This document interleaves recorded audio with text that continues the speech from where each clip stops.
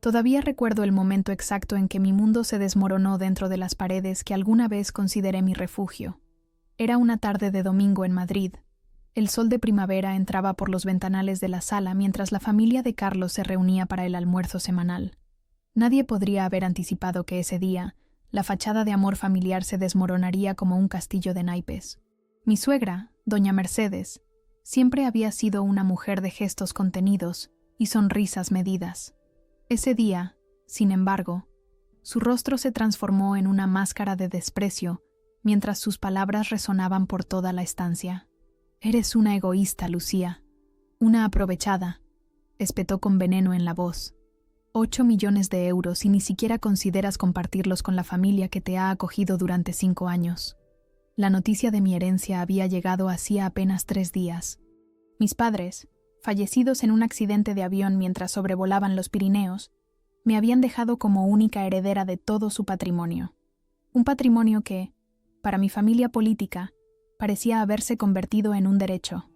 «Piénsalo bien, cuñada», intervino Sofía, la hermana de Carlos, apoyando sus manos sobre la mesa de caoba que tanto apreciaba mi suegra.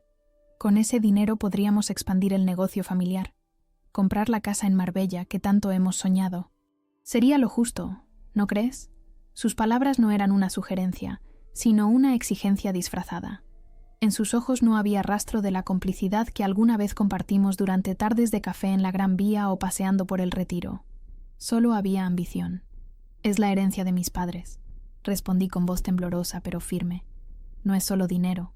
Son generaciones de esfuerzo, el sudor de mi abuelo en los campos de Valencia, las noches sin dormir de mi padre construyendo su empresa desde cero». «Vaya discurso sentimental», se burló mi suegro, don Francisco, un hombre que rara vez hablaba, pero cuando lo hacía, sus palabras pesaban como piedras. «Nosotros también somos tu familia ahora. ¿O ya lo has olvidado?» El silencio que siguió fue más doloroso que cualquier grito. Mis ojos buscaron instintivamente los de Carlos, mi marido, el hombre que me había prometido amor y protección bajo el altar de la Catedral de la Almudena. Lo encontré sentado, con la mirada fija en el plato de paella que apenas había tocado. «Carlos», susurré, rogando con mi mirada que dijera algo, que me defendiera de este ataque inesperado. Cuando finalmente levantó la vista, el corazón me dio un vuelco. No reconocí al hombre que me miraba. Sus ojos, normalmente cálidos como el café recién hecho, estaban fríos, distantes. «Lucía», comenzó con una voz que no parecía la suya. «Hemos estado hablando sobre esto antes de que llegaras. La familia tiene razón. Ese dinero podría beneficiarnos a todos». Hablando a mis espaldas, las palabras salieron de mi boca antes de que pudiera detenerlas. «¿Planificando cómo repartir mi herencia sin siquiera consultarme?» «No seas dramática», exclamó Sofía. «Solo queríamos tener claro el planteamiento antes de proponértelo». La tensión en la sala era tan densa que podría cortarse con un cuchillo. El arroz de la paella se enfriaba. El vino tinto en las copas permanecía intacto. La familia que una vez me había recibido con abrazos y besos, ahora me miraba como a una extraña, como a un obstáculo en su camino hacia la riqueza. «Lo siento», dije finalmente, levantándome de la mesa. «Pero no puedo hacer lo que me piden. Ese dinero no es solo capital, es el legado de mis padres, su último regalo para mí». «¡Qué egoísta!». El grito de mi suegra resonó por toda la casa. «Después de todo lo que hemos hecho por ti. Te recibimos cuando llegaste de Valencia sin nada, te presentamos en sociedad, te conseguimos contactos. Y yo he sido una nuera, una cuñada y una esposa dedicada», respondí. «Pero esto va más allá de cualquier obligación familiar. Si no puedes considerar las necesidades de esta familia», intervino don Francisco con voz grave, «quizás deberías reconsiderar tu lugar en ella». El ultimátum flotó en el aire como una sentencia. Miré nuevamente a Carlos, esperando, rogando que dijera algo, que se pusiera de pie, que tomara mi mano, pero permaneció sentado, su silencio más elocuente que cualquier palabra.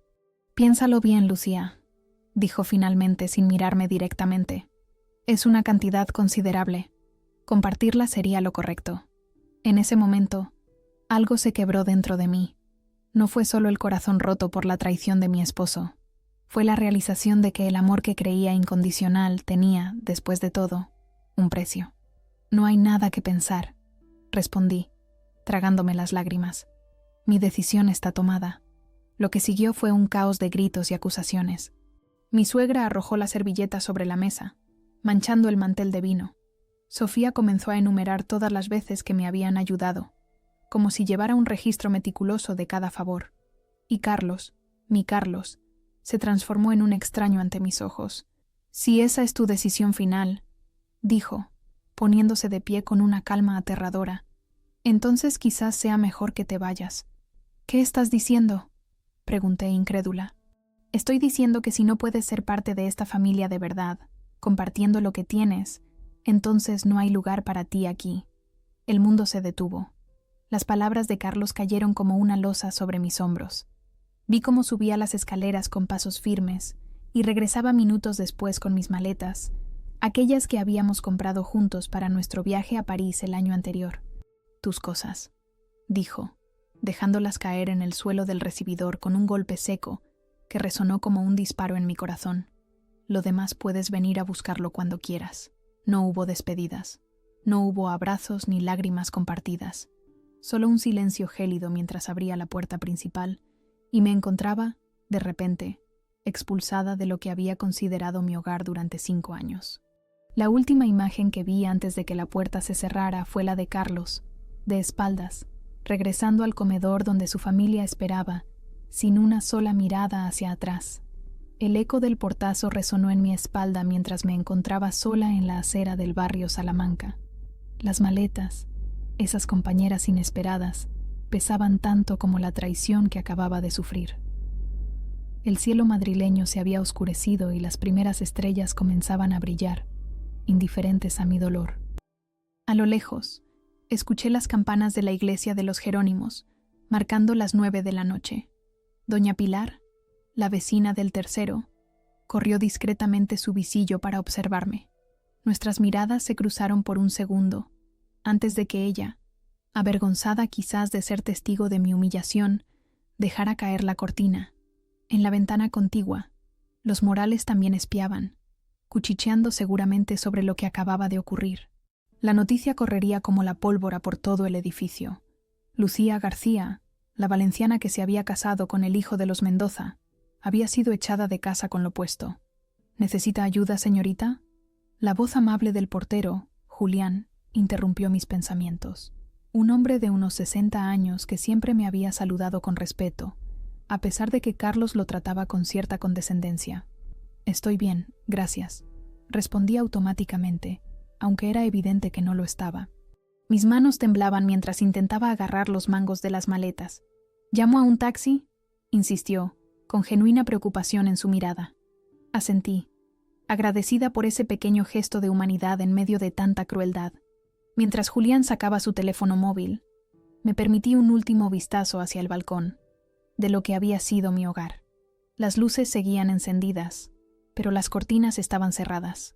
La vida continuaba allí dentro como si yo nunca hubiera existido. El taxi apareció en menos de 5 minutos, un Seat León blanco con el distintivo de Madrid en el lateral. El conductor, un hombre de mediana edad con acento andaluz, me ayudó a cargar las maletas en el maletero sin hacer preguntas sobre mis ojos enrojecidos o mi maquillaje corrido. «¿A dónde la llevo, señora?», preguntó una vez que estuve sentada en el asiento trasero. La pregunta me golpeó con una realidad que no había tenido tiempo de procesar. No tenía a dónde ir. Mis padres fallecidos, mis amigos más cercanos esparcidos por el mundo, o demasiado ligados a la familia de Carlos como para acudir a ellos en ese momento. Por un instante, la desesperación amenazó con ahogarme. «Al Hotel Villarreal, por favor», dije finalmente, recordando el elegante establecimiento cerca de la Plaza de las Cortes, donde mis padres solían hospedarse cuando visitaban Madrid. El trayecto fue un borrón de luces y sombras mientras el taxi serpenteaba por las calles del centro. Las parejas paseaban tomadas de la mano, los bares rebosaban de vida, Madrid palpitaba con su energía habitual, completamente ajena a mi pequeña tragedia personal. «¿Está de visita en Madrid?», preguntó el taxista, intentando quizás aliviar el pesado silencio.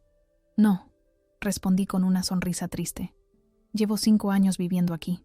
Aunque parece que ahora soy una turista en mi propia ciudad». El hombre asintió sin insistir. captando quizás en mi tono que no deseaba hablar más. Cuando llegamos al hotel, pagué la carrera y le dejé una propina generosa, agradecida por su discreción. El Hotel Villarreal, con su fachada señorial y su ambiente refinado, me recibió como un abrazo tibio en medio del frío emocional que sentía.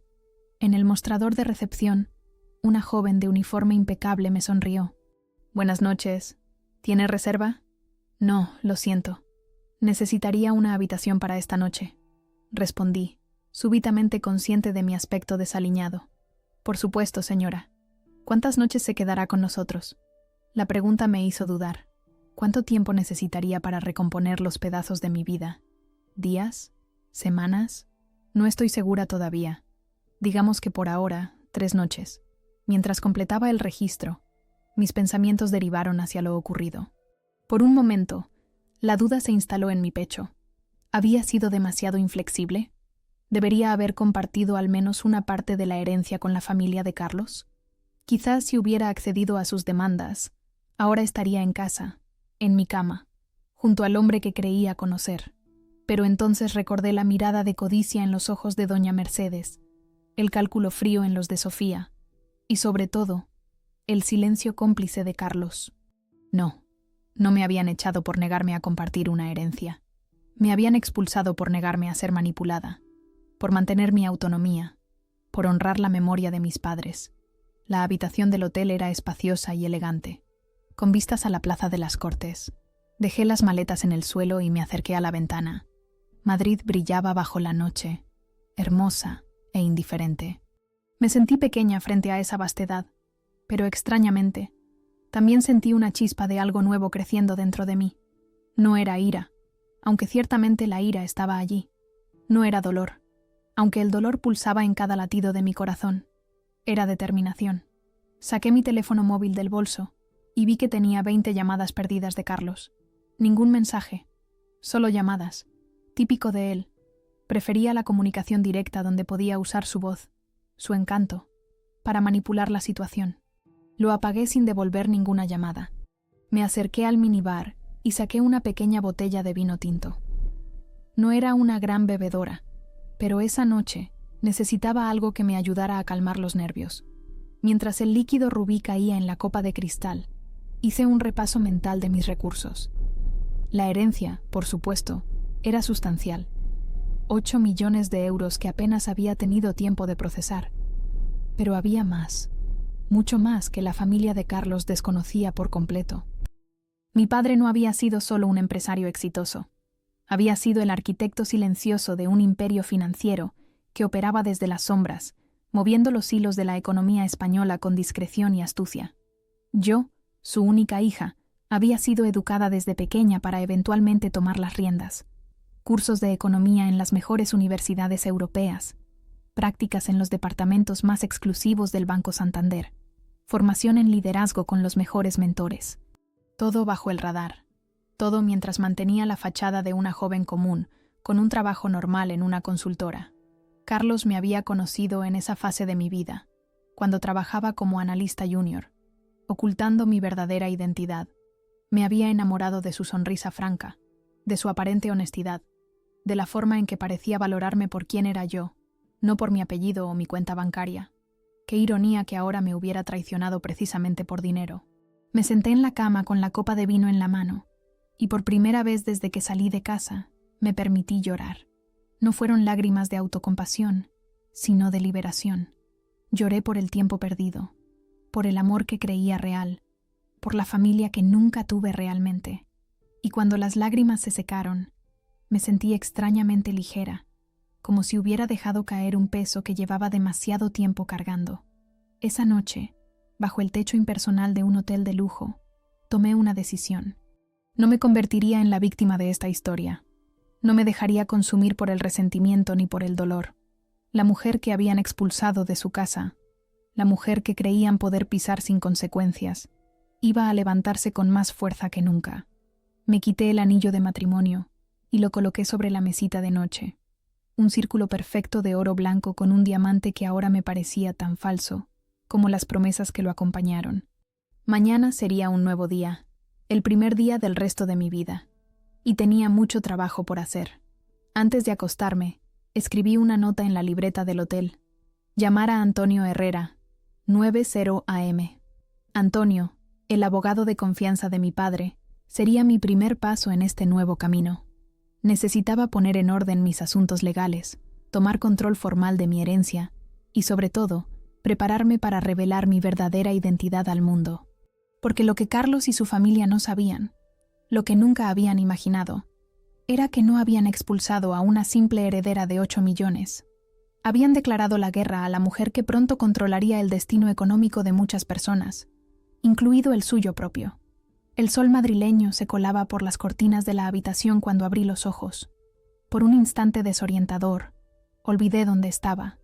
Luego, como una avalancha, los recuerdos del día anterior volvieron a mí. El almuerzo familiar, las acusaciones, las maletas en el suelo, la puerta cerrándose a mis espaldas. Sentí una punzada de dolor, pero ya no me ahogaba como la noche anterior. Me incorporé y miré el reloj. 7:30 de la mañana. Tenía tiempo suficiente para prepararme antes de llamar a Antonio. Me di una ducha larga, dejando que el agua caliente lavara los últimos rastros de lágrimas y debilidad. Luego, abrí una de mis maletas y saqué lo único que había tenido tiempo de empacar con cuidado. Un traje sastre color azul marino, una blusa de seda blanca y unos zapatos de tacón que mi madre me había regalado en mi último cumpleaños. Vístete siempre como la mujer que quieres ser, no como la que creen que eres, solía decirme. Hoy, esas palabras resonaban con más fuerza que nunca. Mientras me vestía, revisé mentalmente lo que sabía sobre la situación laboral de Carlos. Trabajaba como subdirector en la sucursal principal del Banco Mediterráneo, uno de los bancos regionales más importantes de España. Lo que él desconocía por completo era que ese banco, aparentemente independiente, era en realidad una de las muchas piezas del conglomerado financiero de mi padre, un banco que ahora, técnicamente, me pertenecía. Carlos había conseguido ese puesto por sus propios méritos, eso tenía que reconocérselo. Era inteligente, trabajador, y tenía un don natural para las relaciones públicas. Siempre había pensado que llegaría lejos en su carrera, aunque nunca imaginé que tendría que presenciar su caída. A las 9 en punto, marqué el número de Antonio Herrera. Respondió al segundo tono. Lucía, su voz sonaba cálida y familiar. Estaba esperando tu llamada. Lamento profundamente lo de tus padres. Gracias, Antonio, respondí, sorprendida por la emoción que me embargó al escuchar esas palabras de condolencias sinceras después de tanto tiempo. Necesito verte hoy mismo, si es posible. Por supuesto. ¿Te parece bien en mi despacho a las 11? Perfecto. Y Antonio, hice una pausa, consciente de que lo que iba a decir cambiaría el curso de muchas vidas, incluida la mía. Ha llegado el momento de que asuma mi lugar. Hubo un silencio al otro lado de la línea, cargado de comprensión. Tu padre estaría orgulloso. Fue todo lo que dijo antes de colgar. El despacho de Antonio Herrera se encontraba en un edificio histórico de la calle Serrano, en pleno corazón financiero de Madrid. A diferencia de otros bufetes que alardeaban de su éxito con oficinas ostentosas y decoración extravagante, el bufete Herrera en Asociados mantenía un perfil discreto, casi austero. Sin embargo, para quienes conocían los entresijos del poder en España, este era uno de los despachos más influyentes del país.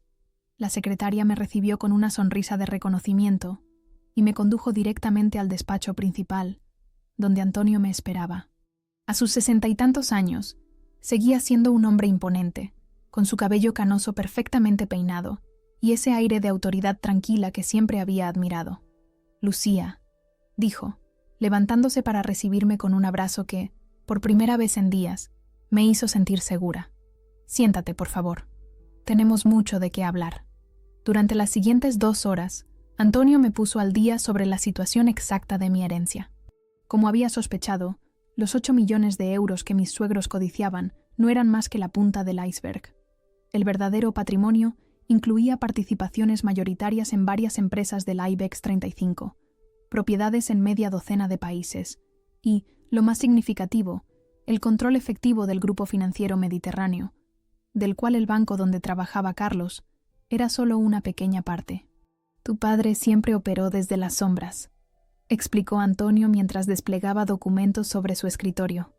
Prefería el poder real al reconocimiento público.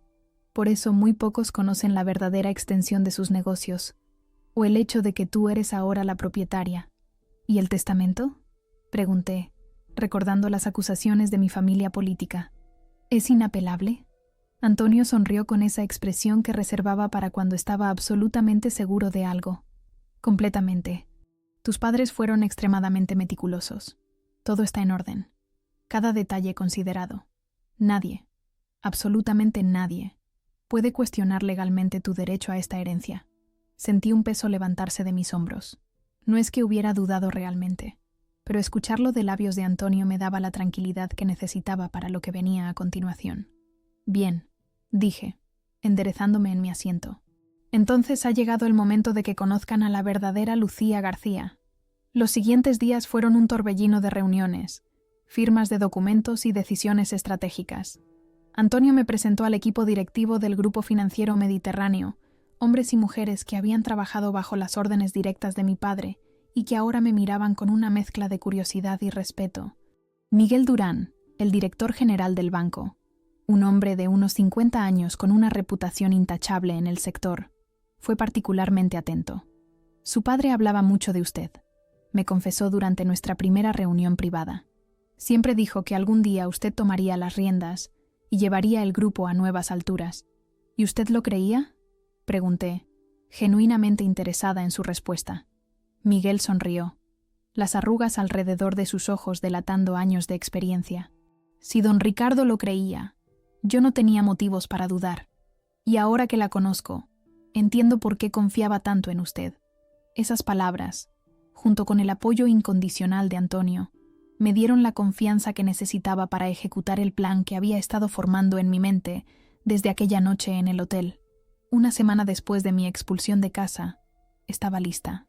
Me había instalado temporalmente en un ático en la Castellana, propiedad de la empresa, y había recuperado el resto de mis pertenencias de la casa de Carlos con la ayuda de un servicio de mudanzas, mientras él estaba en el trabajo. No quería volver a verlo hasta el momento adecuado. Ese momento llegó un martes por la mañana. Me vestí con especial cuidado. Un vestido de corte clásico en color burdeos, joyas discretas pero elegantes, y el perfume que mi madre siempre usaba para las ocasiones importantes. Mi chófer, Ramón, me llevó hasta la sede principal del Banco Mediterráneo, un edificio imponente de cristal y acero en el Paseo de la Castellana. En el vestíbulo, Miguel Durán me esperaba junto con Antonio. A su alrededor, varios miembros del consejo directivo formaban un pequeño comité de bienvenida. Todos sabían quién era yo y por qué estaba allí. Todos excepto una persona. ¿Está en su despacho?, pregunté a Miguel, refiriéndome a Carlos. Sí, señora. En la 4ª planta, como todos los martes, para la reunión semanal de subdirectores. Perfecto. Comencemos entonces. El ascensor nos llevó hasta la planta ejecutiva, donde una secretaria nos recibió con una reverencia sutil. Podía sentir las miradas de curiosidad de los empleados mientras nuestro grupo avanzaba por el pasillo. No todos los días se veía al director general, al asesor legal principal y a varios miembros del consejo caminando juntos con semblante serio. Llegamos a una sala de reuniones amplia con vistas panorámicas a Madrid. A través de las paredes de cristal, podía ver a Carlos sentado a la mesa, rodeado de otros subdirectores, explicando algo con gestos animados. No me había visto todavía. ¿Lista?, preguntó Antonio en voz baja. Respiré hondo y asentí. Miguel abrió la puerta de la sala y entró primero, seguido por el resto del grupo. Yo me quedé deliberadamente al final, parcialmente oculta por los demás. Buenos días, señores. La voz de Miguel resonó con autoridad. Lamento interrumpir su reunión, pero tenemos un anuncio importante que hacer. Vi cómo Carlos se enderezaba en su silla, claramente sorprendido por la interrupción. Su mirada recorrió a los recién llegados con confusión. Como saben, continuó Miguel, tras el trágico fallecimiento de don Ricardo García, ha habido algunos cambios en la estructura de propiedad del grupo. Hoy tengo el honor de presentarles a la nueva propietaria mayoritaria y presidenta del Grupo Financiero Mediterráneo. En ese momento, el grupo se apartó ligeramente, revelando mi presencia. Entré en la sala con pasos firmes, la cabeza alta, consciente de cada mirada fija en mí. Los ojos de Carlos se abrieron como platos cuando me reconoció, y su rostro palideció como si hubiera visto un fantasma. Buenos días a todos. dije con voz clara y serena. Para aquellos que no me conocen, soy Lucía García, hija de Ricardo García, y ahora, como ha mencionado Miguel, presidenta de este grupo. El silencio en la sala era absoluto. Podía ver la confusión en los rostros de los presentes, pero sobre todo, podía ver el shock y la incredulidad en el rostro de Carlos. Su boca se abría y cerraba como la de un pez fuera del agua, incapaz de articular palabra. Espero trabajar estrechamente con todos ustedes en los próximos meses, continué, manteniendo mi compostura. Tengo grandes planes para el futuro de esta institución. Mis ojos se fijaron directamente en Carlos mientras pronunciaba esas palabras. Él parecía haberse encogido en su asiento, el color drenado completamente de su rostro. En ese momento, supe que comprendía la magnitud de su error, la ironía cruel de su situación. El hombre que me había echado de casa por no compartir mi herencia, descubría ahora que trabajaba para mí, que su carrera, su futuro profesional, estaba en mis manos. No dije nada más. No era necesario. La verdad que nunca supieron estaba ahora expuesta en toda su dimensión, brillante y terrible como un relámpago en una noche clara. Los días siguientes a mi aparición en el banco transcurrieron en un extraño equilibrio entre el caos y la calma. Por un lado, la noticia de que la hija de Ricardo García había tomado las riendas del Grupo Financiero Mediterráneo corrió como la pólvora por los círculos empresariales de Madrid. Por otro lado, yo experimentaba una serenidad interior que no había sentido en años, como si finalmente hubiera dejado caer una máscara que llevaba demasiado tiempo sosteniendo. Carlos había intentado hablar conmigo después de aquella reunión. Lo vi esperándome en el vestíbulo, con el rostro desencajado y la corbata torcida, muy lejos de la imagen impecable que solía proyectar. Pero yo no estaba lista para esa conversación.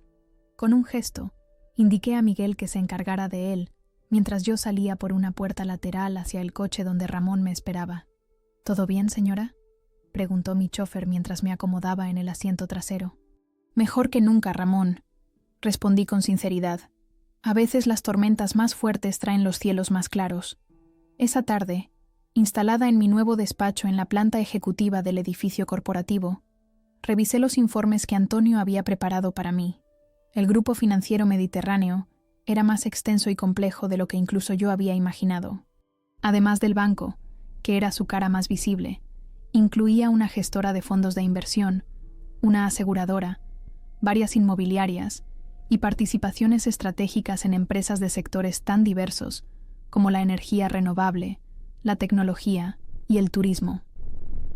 Tu padre construyó un imperio diversificado, explicó Antonio mientras me guiaba por el laberinto de números y organigramas. Sobrevivió a 3 crisis económicas porque nunca puso todos los huevos en la misma cesta. Trabajamos hasta bien entrada la noche, con Miguel uniéndose a nosotros para explicarme los detalles operativos del banco. A medida que me sumergía en la complejidad del negocio, sentía crecer dentro de mí algo que había estado dormido durante mi matrimonio con Carlos. Mi verdadera pasión por las finanzas, por la estrategia, por el juego de poder que mi padre me había enseñado a disfrutar.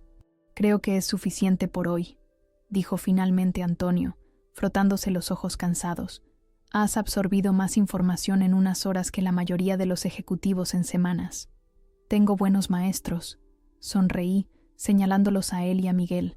Y además, esto está en mi sangre. Cuando regresé al ático esa noche, encontré mi teléfono personal inundado de llamadas perdidas y mensajes. La mayoría eran de Carlos, por supuesto, alternando entre súplicas y reproches. Pero había otros nombres que me sorprendieron. Doña Mercedes, Sofía, incluso don Francisco. La familia que me había expulsado de su casa ahora buscaba desesperadamente un canal de comunicación conmigo. Decidí ignorarlos a todos. Necesitaba espacio y tiempo para planificar mi siguiente movimiento. No quería actuar desde la rabia o el deseo de venganza, sino desde una posición de fuerza y claridad. La mañana siguiente comenzó temprano. A las 7 ya estaba en el gimnasio del edificio, corriendo en la cinta mientras repasaba mentalmente la agenda del día. A las 8:30, duchada y vestida con un traje sastre color marfil, entraba en el despacho de Miguel para nuestra primera reunión estratégica. He estado pensando en la reestructuración de la dirección, le dije sin preámbulos. Necesito personas de confianza en posiciones clave. Miguel asintió comprensivo. Es lo natural. ¿Tienes nombres en mente? Algunos. Pero antes de eso, tenemos que hablar de los que ya están. Hice una pausa, consciente de que estaba entrando en terreno delicado. En particular, de Carlos Mendoza. El director general se removió incómodo en su asiento. Era evidente que la situación le resultaba tan extraña como a mí. Carlos era un subdirector competente, dijo finalmente. Aunque debo admitir que su nombramiento fue acelerado por presión de su padre, que tiene contactos en el Ministerio de Economía. Eso no me sorprendió. Don Francisco siempre había presumido de sus influencias políticas, aunque nunca había especificado exactamente cuáles eran. Ahora entendía por qué mi padre nunca pareció impresionado por esos alardes. Él era quien realmente movía los hilos detrás del telón. Entiendo, respondí, manteniendo mi expresión neutral. ¿Y su desempeño? Correcto, pero no excepcional. Tiene don de gentes, cae bien a los clientes importantes, pero su visión estratégica es limitada, exactamente como lo recordaba en casa. Encantador en las cenas, brillante en las conversaciones superficiales, pero incapaz de ver más allá de lo inmediato cuando se trataba de decisiones importantes. Quiero que prepares un expediente completo sobre él, le indiqué a Miguel. Evaluaciones de desempeño, proyectos liderados, éxitos, fracasos, todo. Y quiero que sea objetivo, como si no supieras quién es en relación a mí. Miguel asintió, comprendiendo perfectamente lo que le pedía. No quería tomar decisiones basadas en mi dolor personal, sino en criterios profesionales. Si Carlos merecía seguir en su puesto, lo haría. Si no, tendría que afrontar las consecuencias como cualquier otro empleado. Esa tarde, recibí una visita inesperada en mi despacho. Elisa Vega, directora de comunicación del grupo, una mujer de unos 40 años con una presencia imponente y una reputación de brillantez en el sector. Señora García, comenzó tras sentarse frente a mí. Entiendo que está en un momento de transición, pero necesitamos hablar de la imagen pública del grupo. Por supuesto, respondí, intrigada por su franqueza. ¿Qué tienes en mente? La narrativa actual es confusa. Por un lado, tenemos a la heredera misteriosa que aparece de la nada para tomar el control. Por otro, rumores sobre su relación personal con uno de nuestros subdirectores. Los medios económicos están empezando a hacer preguntas, y los competidores alimentan especulaciones. Elisa tenía razón, por supuesto. En mi concentración por entender el negocio y planificar mis próximos pasos, había descuidado el aspecto mediático de mi llegada.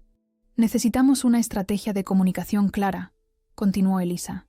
Una entrevista exclusiva, quizás, donde pueda contar su historia en sus propios términos, establecer su credibilidad, su visión para el grupo. La idea me hizo dudar. Siempre había preferido el anonimato, siguiendo el ejemplo de mi padre. Pero ahora las circunstancias eran diferentes. Ya no podía operar desde las sombras. ¿Qué medio sugieres?, pregunté finalmente.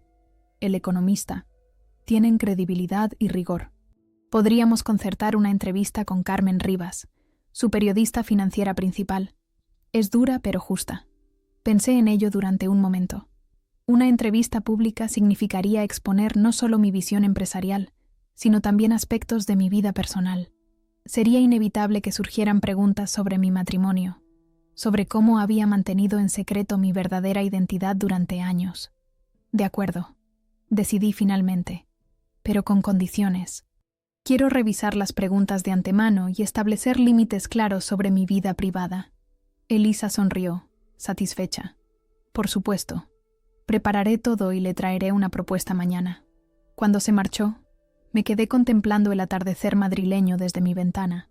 Las luces de la ciudad comenzaban a encenderse, creando un tapiz de puntos brillantes contra el cielo que oscurecía.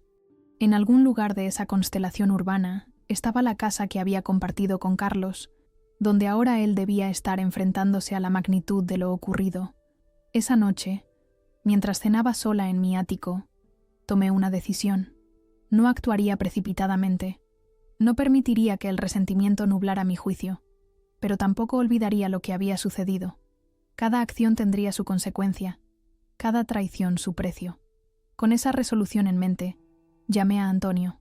Necesito que prepares los papeles del divorcio, le dije sin rodeos, y quiero que investigues las finanzas personales de Carlos y su familia, cada inversión, Cada préstamo, cada hipoteca, especialmente cualquier vínculo con el banco o las empresas del grupo.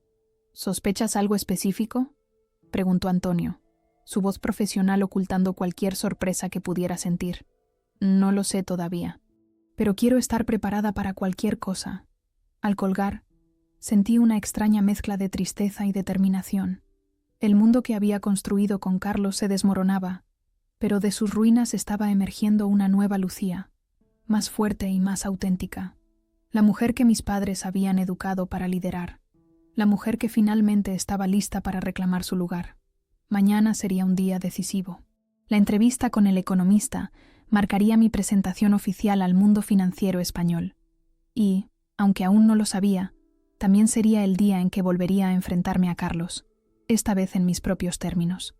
La mañana de la entrevista amaneció con un cielo despejado sobre Madrid, uno de esos días de primavera que parecen prometer nuevos comienzos.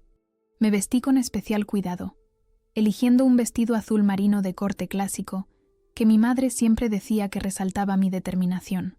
Completé el conjunto con un collar de perlas que había pertenecido a mi abuela, una mujer que había sobrevivido a la guerra civil sin perder su dignidad ni su fortaleza. «Estás lista», me dije a mí misma frente al espejo, reconociendo en mi reflejo no solo mi imagen, sino también el legado de las mujeres de mi familia. Elisa llegó puntual a mi ático para acompañarme a la sede del grupo, donde tendría lugar la entrevista. Durante el trayecto, repasamos la estrategia que habíamos acordado. Carmen Rivas es conocida por su perspicacia, me advirtió. No se contentará con respuestas superficiales. No esperaría menos, respondí. Prefiero una conversación honesta que un intercambio de cortesías vacías. Al llegar al edificio, noté un ambiente diferente. Los empleados me saludaban con una mezcla de respeto y curiosidad renovada. La noticia de la entrevista había corrido como la pólvora, y todos parecían anticipar lo que estaba por venir. En la sala de juntas de la planta ejecutiva, convertida temporalmente en estudio improvisado, me esperaba Carmen Rivas. Era tal como la había imaginado. Una mujer de unos 50 años, con el cabello corto teñido de un castaño rojizo, y gafas de montura gruesa que le daban un aire intelectual. Su apretón de manos fue firme y directo, como su mirada. «Señora García, es un placer conocerla finalmente», dijo, evaluándome con ojos entrenados para detectar debilidades. Su aparición ha causado bastante revuelo en nuestro sector. «Imagino que sí», respondí con una sonrisa serena. Los banqueros suelen desconfiar de los cambios inesperados. Y con razón, generalmente, replicó ella, devolviéndome la sonrisa. Aunque a veces son precisamente esos cambios los que revelan las verdaderas estructuras de poder. La entrevista comenzó de manera formal, con preguntas sobre mi formación, mi visión para el grupo y mis planes a medio y largo plazo.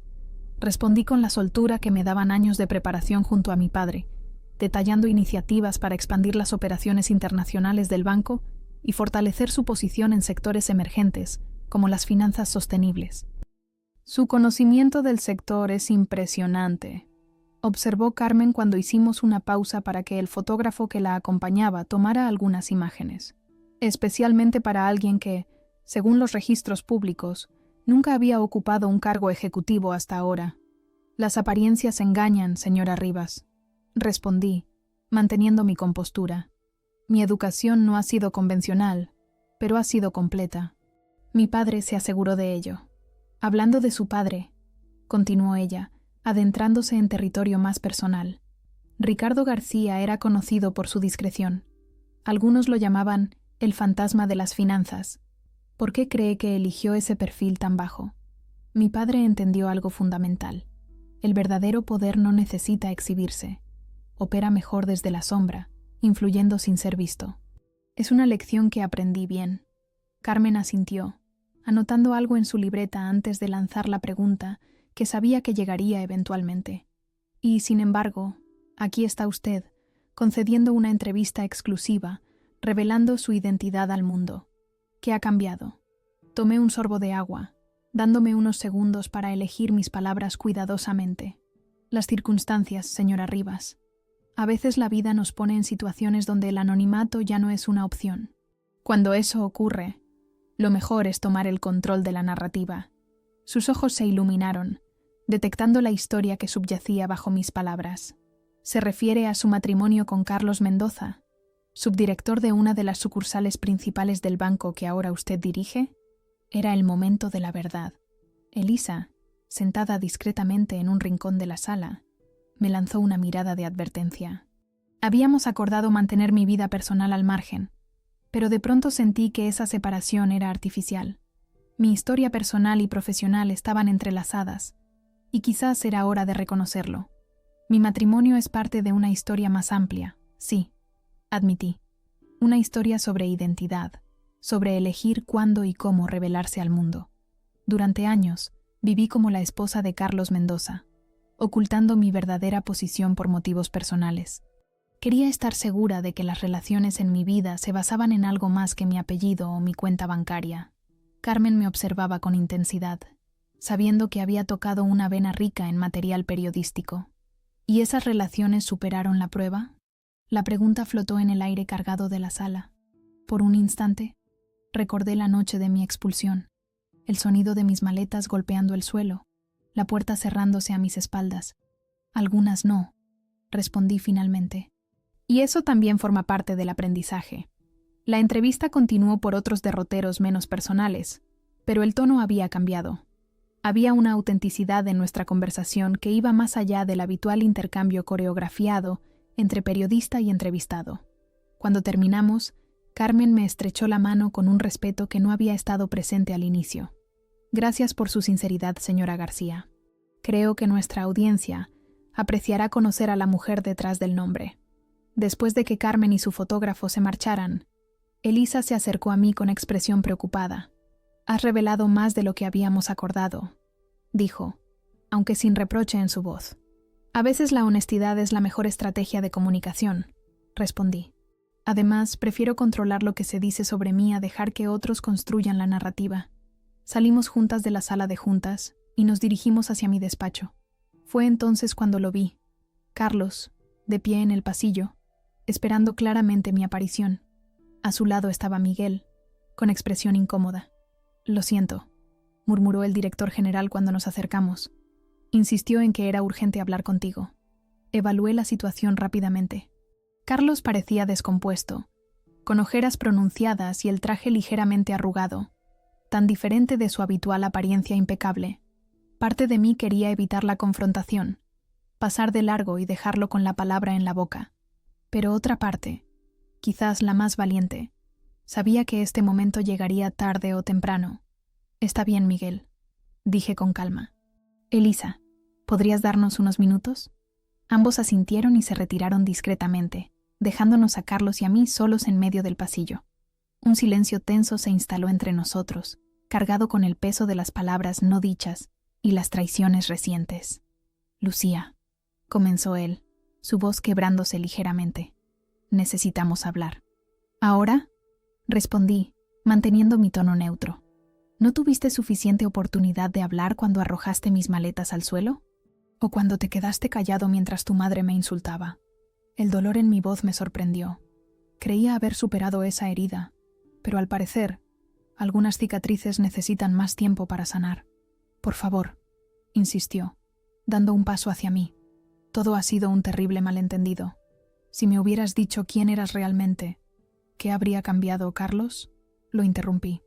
«¿Me habrías defendido porque mi apellido vale millones? ¿Me habrías respetado porque resulta que soy tu jefa?». La verdad de mis palabras lo golpeó como una bofetada. Vi la comprensión Downing en sus ojos, el reconocimiento de que no había defensa posible para sus acciones.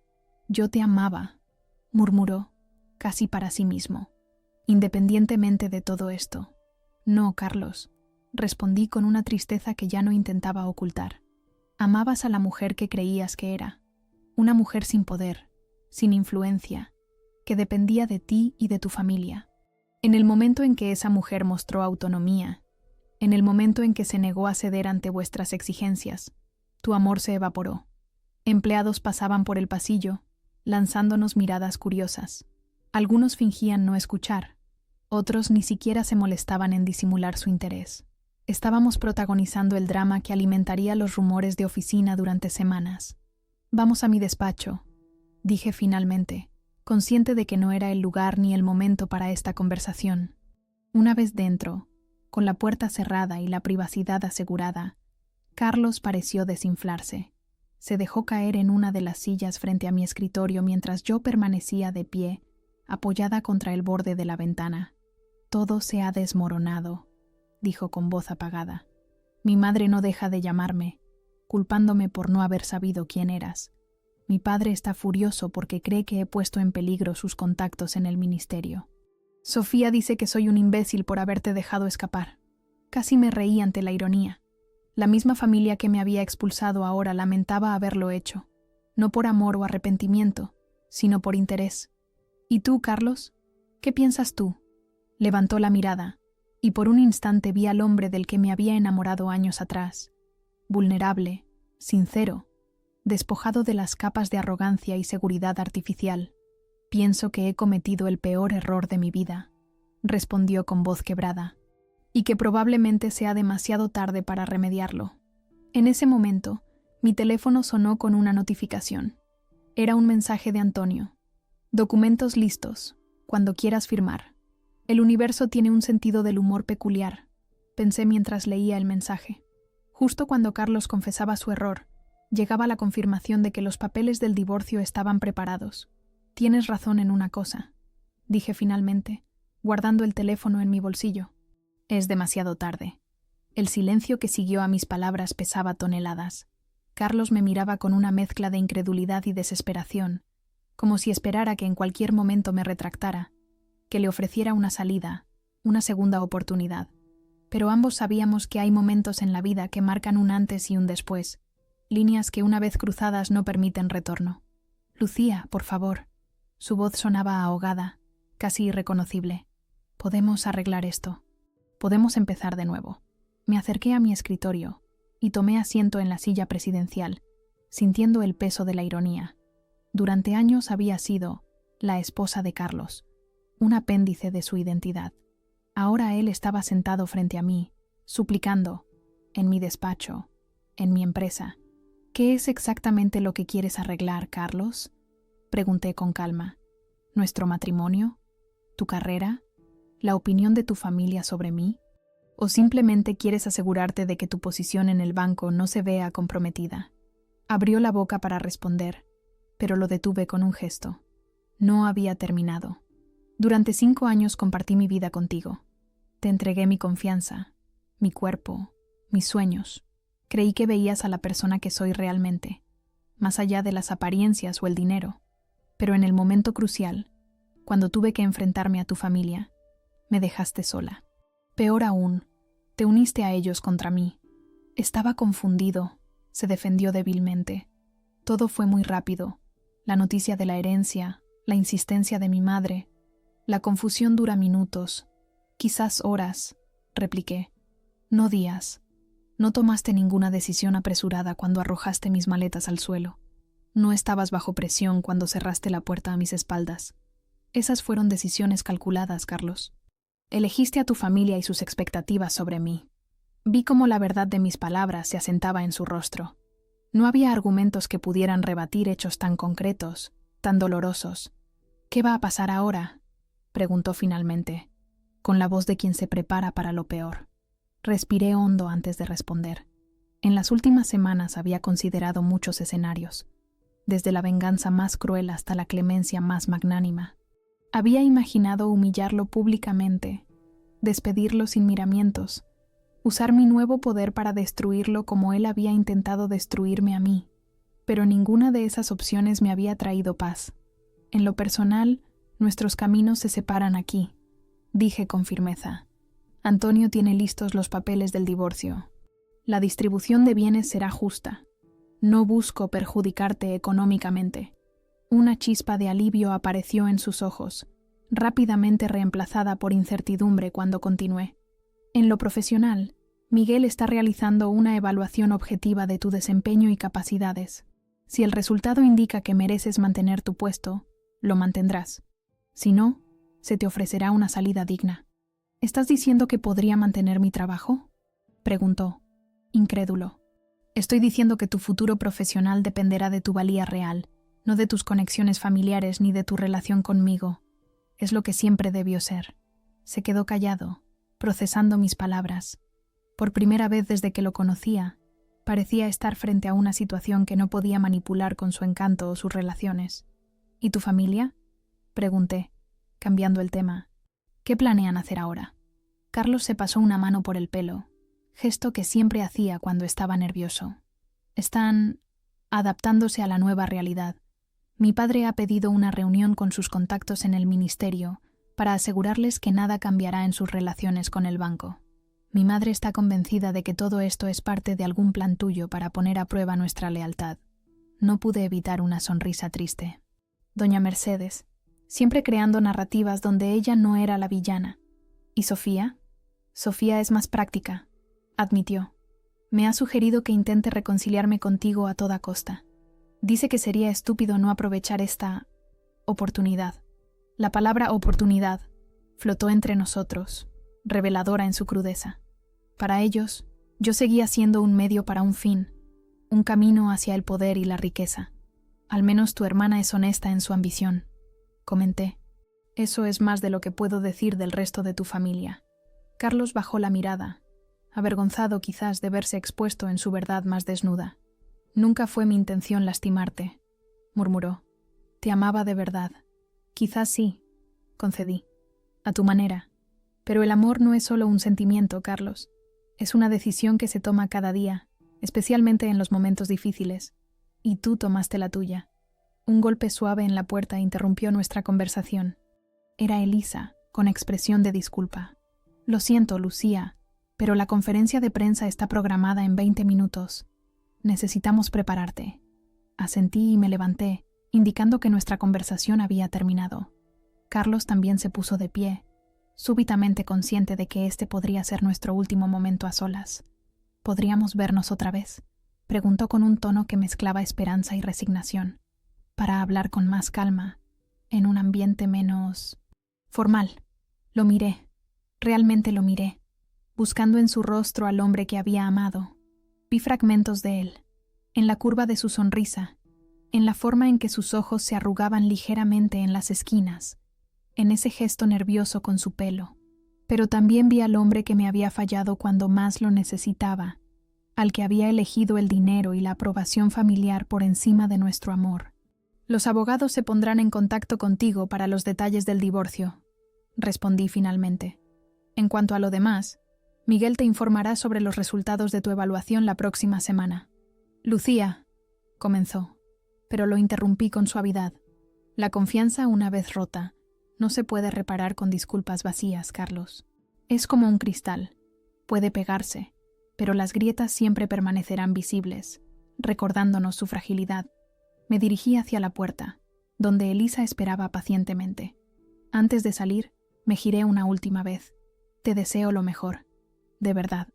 Espero que esta experiencia te enseñe algo valioso, como me ha enseñado a mí. ¿Y qué te ha enseñado a ti?, preguntó, con un último destello de la curiosidad que alguna vez nos había unido en largas conversaciones nocturnas. Que a veces perdemos lo que creíamos nuestro para descubrir lo que realmente somos, respondí. Adiós, Carlos. Salí del despacho con paso firme, sin mirar atrás. Elisa caminaba a mi lado, respetando mi silencio mientras nos dirigíamos hacia la sala donde la prensa esperaba. A cada paso que daba, sentía cómo se desprendían de mí capas de identidad prestada, de expectativas ajenas, de roles que había asumido para complacer a otros. ¿Estás bien?, preguntó Elisa cuando nos detuvimos frente a las puertas cerradas de la sala de prensa. Mejor que nunca, respondí con sinceridad. Y era cierto. Por primera vez en años, me sentía completamente yo misma. No era la esposa de Carlos, ni la hija de Ricardo García, ni siquiera la presidenta del Grupo Financiero Mediterráneo. Era simplemente Lucía, una mujer que había atravesado el fuego de la traición y había emergido más fuerte, más clara, más auténtica. Las puertas se abrieron y entramos a la sala llena de periodistas. Las cámaras comenzaron a disparar, los flashes iluminando el camino hacia el podio donde daría mi primera conferencia de prensa oficial. Mientras avanzaba, recordé algo que mi padre solía decirme. En los negocios, como en la vida, no son los golpes los que definen tu carácter, sino cómo te levantas después de recibirlos. Me coloqué frente al micrófono y miré a la audiencia. Entre los rostros anónimos, distinguí a Carmen Rivas en primera fila, su libreta ya preparada. También vi a Antonio y Miguel, apoyándome desde un lateral. Y en el fondo de la sala, casi oculto entre la multitud, estaba Carlos, observándome con una mezcla de admiración y pérdida. Buenos días a todos. Comencé con voz clara y firme. Mi nombre es Lucía García, presidenta del Grupo Financiero Mediterráneo. Estoy aquí para hablarles sobre el futuro de nuestra institución y responder a sus preguntas. Mientras las primeras preguntas comenzaban a surgir, sentí una ligereza que no había experimentado en mucho tiempo. La mujer que habían subestimado, la que habían expulsado creyendo que la doblegaban, ahora se erguía en toda su altura, dueña de su destino. No era el final de mi historia, por supuesto. Era apenas el comienzo de un nuevo capítulo, uno que escribiría con mis propias reglas, mi propia voz, mi propia verdad. Y en ese momento, bajo las luces brillantes y ante los ojos expectantes de la prensa, me hice una promesa silenciosa. Nunca más permitiría que nadie me hiciera dudar de mi valor. Nunca más ocultaría mi luz para hacer brillar la de otros. Nunca más me definiría por las expectativas ajenas. Esa era mi última palabra sobre el pasado. Todo lo demás sería sobre el futuro que yo misma construiría,